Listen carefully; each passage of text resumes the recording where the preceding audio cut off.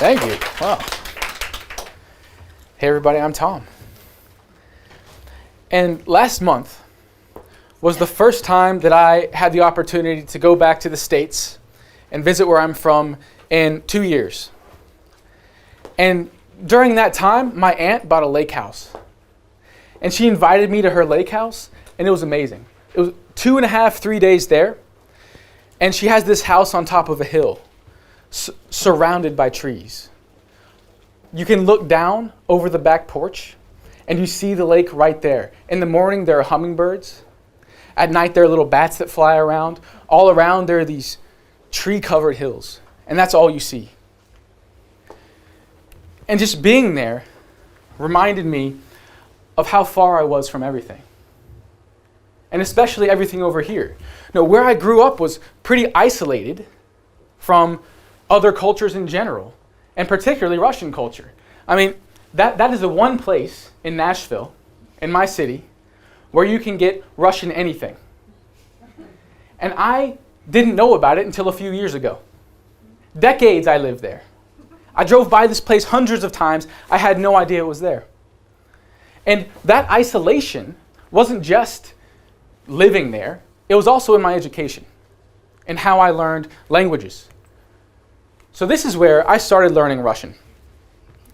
And there, my classes were entirely academic. It was, here's some verbs, here's some nouns, here's some grammar, fill in charts.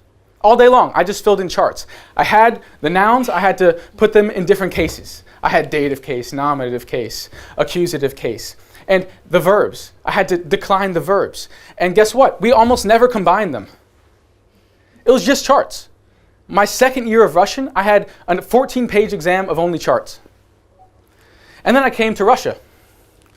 And this is the place I studied first, Smolny, in Saint-Petersburg. Then I had some time in Moscow. And it was hard, because I had absolutely no practical skills, none. And whenever I went to the store, I always made sure I wasn't first in line. Because in a panic, I looked for that little screen where it showed the numbers, because I couldn't understand them when they told me how much I had to pay. So I was, where's the screen? Where's the screen? They said, do you need a bag? And I didn't answer. Then after 6 months in Russia, I started getting some idea. I could buy myself food. I understood what they told me on the metro, осторожно, двери закрываются.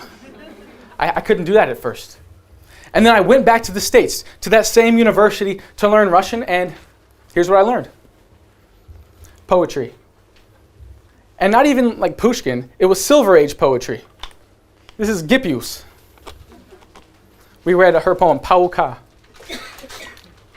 And the thing for me there is, the contrast was so great. My professors hadn't been to Russia in over 30 years. They had no idea what it was like. And they were teaching me things that they found interesting. And it wasn't practical at all, which is why I like working over here. Because we're always searching for this balance. We have to balance 3 different things. And one of those things, and my favorite, is practical skills, real life skills. I love that stuff. Our students have to be able to go out into the world and actually use the language, which I never learned in any language I learned. And then we also have classroom skills. If students leave my class and then they go fail in school, I have problems. So there's that balance, and on top of that, we have exams. So the question is, we have these 3 areas that we have to work on, that we have to focus on. What's the connection? Is there one? What is this overlap? Because this is the golden area. If I can find where these overlap, then that's how I can use my classroom time most efficiently. And ideally, it's a big overlap. So what do you think? Between real life, grades in school, and exams, how big is that overlap? How connected are they? Yeah, not really. It's more like this. Like, exams are over here on their own. It's a totally different thing in most ways. Now, when it comes to real life and grades in school, discipline, self-discipline, does a great job in predicting results. So, for example, if you have a student who can sit down and listen to you without fiddling with their phone or talking with their friend, if they can work on their homework and do that independently, that's going to be someone who goes into the working world, who finishes projects, works independently. Self-discipline predicts results of someone in the real world and in school. But exams, self-discipline doesn't do much. It doesn't do much better than IQ in predicting results. But at the same time, exams are the easiest way to judge us. I mean, when we work on practical skills with our students, do they understand what they're getting from us? Yeah. What about parents? Do they understand? Absolutely not. No, they have no idea. So we're in this situation where we're giving them something valuable, but they have no idea what that value is. And then, what about grades in school? We're not in full control of that. I mean, I've had students tell me, my teacher just hates me. We had a student, he's really good at English. Very good, impressive young man. He's about 15. He corrected his teacher's pronunciation in class. What did you expect? She hates him. She hates him, and he cannot get a 5 to save his life. It's ridiculous, because he's probably the second best student in my school, but there's no way he can get around that. He disrespects his teacher, she feels it, and she makes him feel that she doesn't like that. So that's not all up to us either. And students understand that, and a lot of parents understand that. But for exams, that's black and white. It's easy. It's easy to say, you know what, you're good at this. I like you, you're a good teacher, good exam results. You're bad. No, you're a bad teacher, bad exam results. It's the easiest thing for everyone to understand because it's a standard. So what kind of a situation are we in? Well, let's think about it. Do we have any advantages here? Do we have enough time with our students to touch all three of those areas, real life, exam taking skills, and classroom learning, within the week? Can we do all of that all the time? We don't have enough time. What about student motivation? Well, here's what I find. If this is 0, no time, it's the day of the exam. Here's how student motivation looks on the way to that. It shoots up. As we get closer to the exam, it's time to work now. But they have no perspective otherwise. If it's a year away, well, how about this? If it's a year and a half away, 3 semesters away, there's a whole summer between me and the EGE. You kidding me? That's no big deal. That's forever from now. They can't even think where they'll be in 5 years, or much less like 5 months. It seems so far away. But the closer we get to the exam, the less chance they have of doing well with that little preparation at the same time. So it's not an easy task. So the question is, how do we deal with that? Now, I want to deal with a very concrete situation today. A very concrete situation that I see quite often, actually. A student who comes to me with low fluency. Low fluency and a little bit panicked because the EGE is coming up. But there's a decent amount of passive knowledge in there. Now, how can I work with this student to make them ready for the exam as quickly as possible? Now, I'm not going to tell this student, hey, you never studied English? EGE in 1 month? No big deal. I got you. It's not true. Not possible. This is the student we're going to be able to work with and get him ready as quickly as possible. And here's how. Oh, for this task, we're going to focus specifically on EGE speaking task 3 right here. Very natural way of talking to your friends, right? Hello, I have a photo I would like to show you. That is all I wanted to say. You know? Now, as with any sort of approach that I take to the classroom, here's my strategy. I'm going to build in difficulty, and I'm going to use that build-in difficulty to build my students' confidence. Here's how I'm going to do it. Every day, I'm going to put a challenge in front of my student. And that student will overcome the challenge. And then I'm going to point back and say, hey, look what you can do.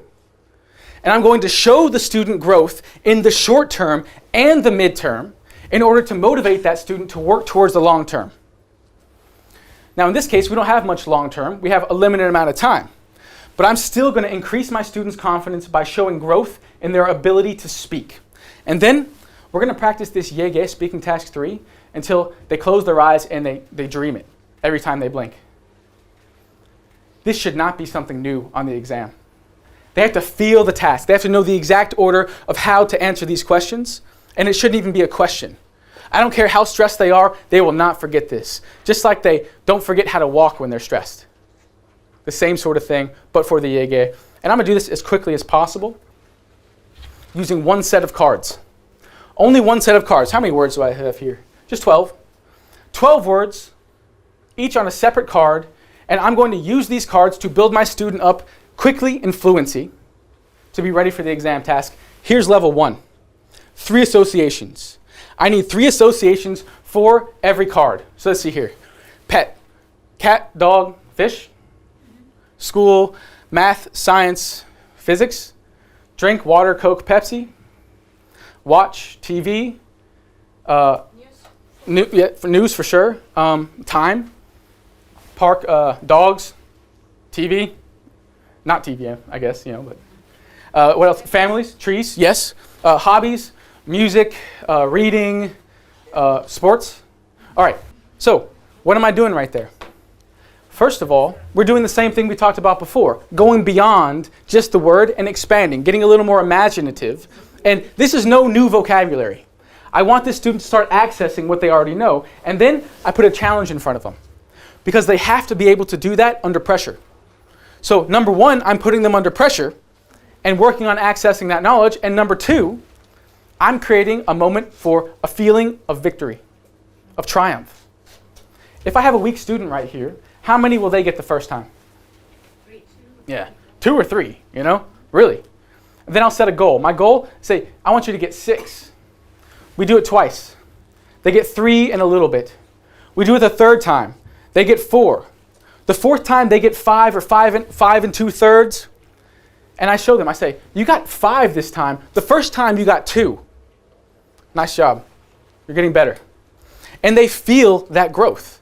And they're going to feel better about that. And what this does is give them that sense of progress that otherwise they won't feel when they see this task. When they see this task right here, if we only do this all the time, failure, failure, failure, failure. Oh, you failed again. In order for them to be ready for the exam, I need to build up their confidence in their own fluency, in their own ability to react. But after we do this, we're going to work on this exam. We're going to work on this, and we're going to practice this exact order of answering the questions. We're going to go over the parts of this that are scripted. We're going to work on expanding what they think about when you took the photo. What are some possible answers? We'll discuss it, and we'll go through this until they start to remember the exact order of this, so that regardless of the situation, they answer in this exact order, and they don't forget what to say at the end, because that's automatic points off. It's even given in the exam, no? Yes. But sometimes they forget. It's embarrassing. I'm serious. So it's really frustrating. When a student goes into the exam, you expect to do well, and then it's, are you kidding me? And I heard a student's results from last year. You never make these mistakes. You never make these mistakes. We have to condition them to also be able to respond on the exam. And then we're back to this. Same exact cards, but now level 2.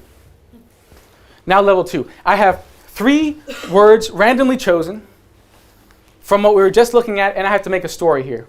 So, when I was growing up, I always wanted a pet snake because my friend named Trainer, he had a pet snake. It was a python, but my mom never wanted to let me get a snake. But in school, I got a book about pythons, and I read about them, and I read about what they eat. They eat mice, and they don't really need much water to drink, but I never got a snake. So make up a story. You have to make up a story in this exact order as I put them on the table in front of the student. Now, here are your 3. Make up a story.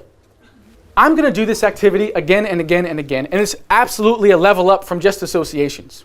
But first I do associations to get them expanding from where they were, and eventually they are able to connect these really unrelated words into a story.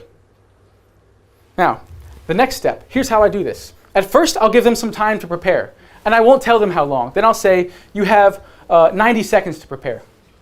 We do it again. And then I'll say, you have 1 minute to prepare. You have 45 seconds to prepare. You have 30 seconds to prepare. You have no time to prepare. Ready, set, go for it. Speak, go for it. Story. It's harder. It's harder than if I think, oh, I have time to think about this. If I say ready, set, speak, my student is getting there. If they can actually go from 2 minutes of preparation to no preparation at all, just randomly with the cards in front of them, they're getting towards the fluency they'll need for this task, which we practice now.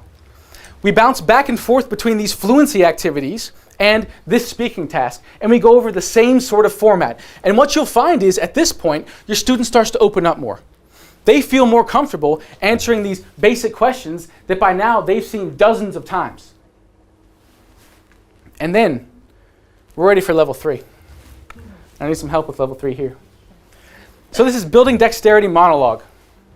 Building dexterity monologue.